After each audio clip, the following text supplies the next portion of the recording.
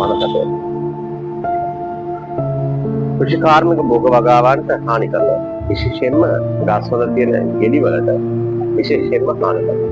ඉතින් මේකට විසඳුමක් තමයි අවශ්‍ය වෙන්නේ. අන්නේ විසඳුමක් දැන් අපිට දෙන මෙතන චිප් ගල් අහුරක් වගේ දාලා සතා ඉන්න දිශාව බලන ඉවර වෙලා මෙහෙම ෆයර් කරන්න විතරයි. මේ විදිහට මෙහෙම ෆයර් කරන්න මේ රයිට් ඕකේ.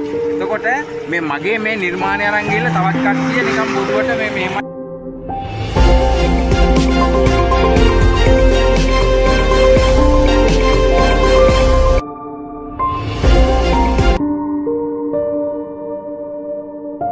අපි ඇවිත් ඉන්නේ සුදු සිංහ මාත්‍ය හම්බේ. මේ සුදු සිංහ මාත්‍ය හොඳ නිර්මාණයක් කරලා තමයි වත්මනේ මේ රිලාව් වඳුරු ඇතුළුව වගාවන්ට හානි කරන සතුන් වන සතුන් පළවා හැරීම සඳහා හොඳ නිෂ්පාදනය කරනවා. ඒක රතිඥාවලින් හදන දුක්වක්. අපි මේ මාත්‍යත් එක්ක කතා කරමු.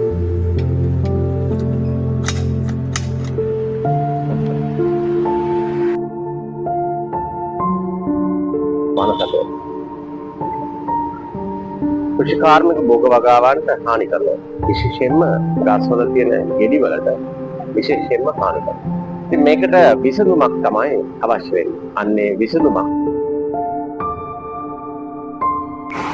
අපි ආවා සුදු සිංහ මාත්‍ය හම්බෙන්න. සුදු සිංහ මාත්‍ය අලුත් නිර්මාණයක් කරලා.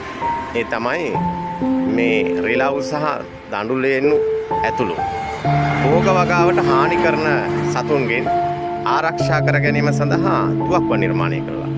ඒ තුවක්කුව පත්තු වෙන්න යොදාන්නේ රතිඤ්ඤා. ඉතින් මේ රතිඤ්ඤා වලින් පත් වුණාම මේ සතුන් දුවනවා. අපි මේ අහලා බලමු සුදු සිංහ මාත්‍යගෙන් මේක කොහොමද මේ ක්‍රියාත්මක කරන්න කියලා. සුදු මාත්‍ය මෙහෙමයි වෙන්නේ.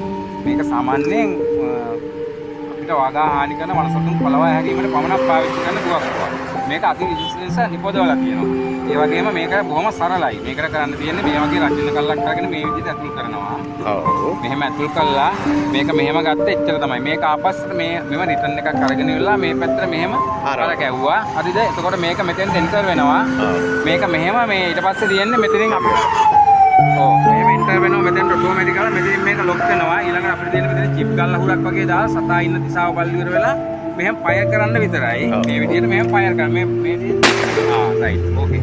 එතකොට මේ මගේ මේ නිර්මාණය අරන් ගිහලා තවත් කට්ටිය නිකන් බොරුවට මේ මෙහෙමයි යනමයි යාලා කියන කරනවා. තවත් මේක නිර්මාණය කරන්නේ මම රජයේ රැකියාවක් කරපු කෙනෙක් තමයි. මගේ මේ මුලිය ආවාදී තත්ත්වයන් නිසා මම මේ වගේ දේවල් ජීවත් වෙන්න පමණක් මේක කරනවා. ඇත්තද ඒක තමයි. නමුත් මම මේක අති විශිෂ්ටව නිපදවලා තියෙනවා.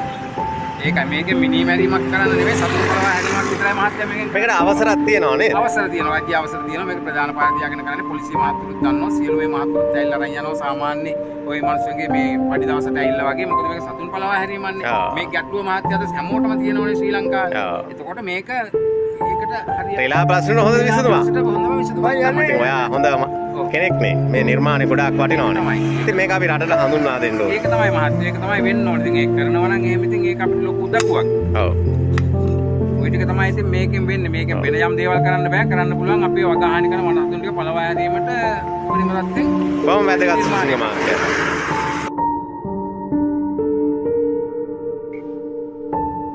මේ ඉදිරිපත් කිරීමේ වැදගත්කම තමයි මෙහි මේ වනසතුන් පළවා හරින්න විවිධ ක්‍රම විවිධ ආයතන අනුගමනය කරනවා. විවිධ පුච්චලයන් අනුගමනය කරනවා. එයින් මේ සුදු සිංහ මහත්මයා ගත්තු පියවර ඉතා වැදගත් වෙනවා.